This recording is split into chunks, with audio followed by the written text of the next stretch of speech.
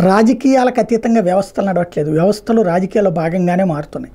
దానికి సాక్ష్యం గతంలో రేవంత్ రెడ్డి మీద ఓటుకు కోట్లప్పుడు ఓకదంపుడు ఉపన్యాసాలు, అద్భుతమైనటువంటి స్టేట్మెంట్లు, అలా చేస్తాం ఇలా చేస్తామని ఉపన్యసించినటువంటి కేసీఆర్, కేటీఆర్, హరీష్ రావు అందరి సాక్షిగా ఆ కేసు అక్కడితో ఆగిపోయింది. అప్పట్లో ఫోరెన్సిక్ అన్నారు, చంద్రబాబు అన్నారు, ఇంకొక అధికారులు అన్నారు, అదన్నారు ఇదన్నారు.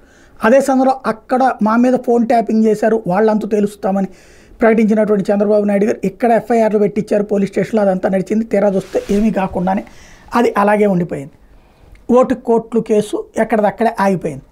ఆ తర్వాత రేవంత్ రెడ్డి అధికారంలోకి వచ్చిన తర్వాత ఫోన్ ట్యాపింగ్ కేసు అంటూ కేసీఆర్ సర్కార్ మీద పెట్టి కొంతమంది పోలీసులు అరెస్ట్ చేశారు.